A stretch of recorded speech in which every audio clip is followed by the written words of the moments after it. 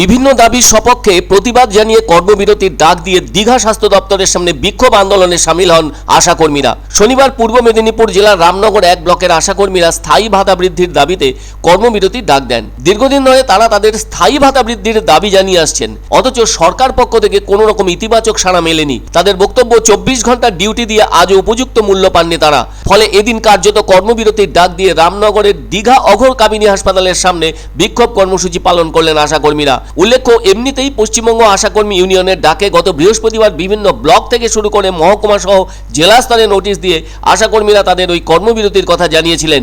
আর ওই সংগঠনের সাথে যুক্ত রয়েছেন প্রায় 50,000 আশাকর্মী। ওই দিনের ঘোষিত কর্মবিরতির দাবি লক্ষ্য করা গেল এদিন দীঘা সহ রাজ্যের সমস্ত জেলায়। ফলে এত সংখ্যক আশাকর্মী এভাবে কর্মবিরতিতে থাকলে স্বাস্থ্য পরিষেবার ক্ষেত্রে কিছুটা হলেও অস্বস্তিতে পড়তে হচ্ছে রাজ্য সরকারকে। কেননা আশাকর্মীরা বিভিন্ন ধরনের গুরুত্বপূর্ণ পরিষেবা দিয়ে থাকেন, যার মধ্যে মা, প্রসূতি ও শিশুদের স্বাস্থ্য দেখভালের বিষয়টিও রয়েছে। এছাড়াও গ্রাম্য এলাকায় থাকা সাধারণ নাগরিকদেরও অন্যান্য স্বাস্থ্য পরিষেবা দিয়ে থাকেন। এ সমস্ত পরিষেবা দেওয়ার পাশাপাশি তাদের অতিরিক্ত কাজও করতে হয়, কিন্তু সরকারি নির্দেশ থাকা সত্ত্বেও অতিরিক্ত কাজের জন্য তাদেরকে ঠিকমতো পারিশ্রমিক দেওয়া হয় না। নামমাত্র ভাতার বিনিময়ে তাদেরকে কাজ চালিয়ে যেতে হচ্ছে। এছাড়াও যে সমস্ত সরকারি সুযোগ সুবিধা রয়েছে সেই সমস্ত সুযোগ সুবিধা তাদেরকে দেওয়া হচ্ছে না। আর এ ব্যাপারে তারা অনেকবার সরকারের কাছে অভিযোগ হিসেবে জানিয়েছেন, কিন্তু কাজের কাজ কিছুই হয়নি। প্রত্যেকবারই তাদের সেই সব ন্যায্য দাবিকে অগ্রাহ্য করা হয়েছে, সেজন্য তাদের যেন দেয়ালে পিঠ থেকে গিয়েছে। তাই তারা এবার ঠিক করেছেন এ ধরনের কর্মবিরতিকে সামনে রেখে আন্দোলন চালিয়ে যাবেন। সেটাই এদিন দেখা গেল রাজ্যের অনেক জায়গায়।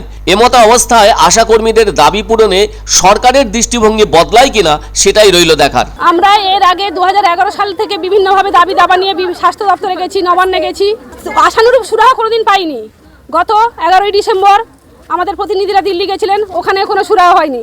গত 24 সালের 12ই ফেব্রুয়ারি আমাদের মেয়েরা স্বাস্থ্য ভবনে অভিযানে গেছিলেন বিভিন্ন দাবি দাবা নিয়ে। সেখান থেকে তাদেরকে তুলে হিচড়ে দুমড়ে হাজতে রাখা হয়েছিল। ওদেরকে 500 টাকা করে পার মাথা পিছু টাকা খরচা করে জামিন, নিজস্ব টাকা খরচা করে জামিন হতে হয়েছিল। কিন্তু আমাদের সেই দাবি কোনো অন্যায্য ছিল না। আমরা সারাদিন সকাল থেকে রাত অবধি আমাদের কোনো বিশ্রামের কোনো টাইম নেই, 24 ঘন্টা অন ডিউটিতে থাকি, আমাদের কোনো ছুটি নেই। আমাদের দাবি ছিল আমাদের স্থায়ী ভাতা বাড়ানো হোক। আমরা যে ইনসেন্টিভ পাই সেই টাকাকে বিভিন্ন বাটে বাটে ভাগ করে দেওয়া হয়, কখনো 75 টাকা, কখনো 30 টাকা, কখনো 100 টাকা, কখনো 15 টাকা, এভাবে মানে মানসিকভাবে হেফাজত করার জন্য এই মাসে এইভাবে আমরা মাসে 6,000 টাকার মধ্যে আমরা পাই। 4,500 টাকা স্থায়ী। উনি কার্যত বলেন, কিন্তু উনি করেন না, কাজে দেখান না। এবারে এই বাজেট হয়ে গেছে, কেন্দ্র সরকারও বাজেট করেছেন, রাজ্য সরকারও বাজেট করেছেন, বিন্দু মাত্র আমাদের জন্য ভাবেননি। অথচ অক্লান্ত পরিশ্রম, মানসিক নির্যাতন, বিভিন্ন জায়গায় হেনস্থা, হসপিটালে সই করার জন্য দাঁড়িয়ে থাকা, প্রত্যেকটা জায়গায় আমরা অপদস্থ হই। প্রত্যেক দিন আমাদের ওই টার্গেট হয়নি, আমাদের স্লাইডের টার্গেট হয়নি, আমাদের স্পুটামের টার্গেট হয়নি, আমাদের ফ্যামিলি প্ল্যানিং এর টার্গেট করতে পারিনি, যেন গতানুগতিক চাপ। আচ্ছা বলুন তো, আমরা তো স্বেচ্ছাকর্মী, স্বেচ্ছায় স্বাস্থ্য সমাজের পরিষেবা দিই, সেখানে এত আমাদের উপর চাপ কেন, এত কাজের প্রেশার কেন, এত কৈফিয়ত কেন? আমরা কোনো কৈফিয়ত দিতে রাজি নই। এই মুহূর্তে আমরা চাই উৎসাহ ভাতা বাড়ো এবং তার সাথে স্থায়ী বেতন যেন বৃদ্ধি হয়। আমাদের কোনো ইনসেন্টিভ পাটে পাটে আমরা চাইছি না, যেন স্বাস্থ্যকর্মী স্থায়ীকরণ, স্থায়ী স্বীকৃতি, সমকাজে সমবেতন, এবং অন্যথায় মেলায় খেলায় দুয়ারে সরকারে নিজেদের স্বার্থ সিদ্ধির জন্য আমাদের যেন কাজ না করানো হয়।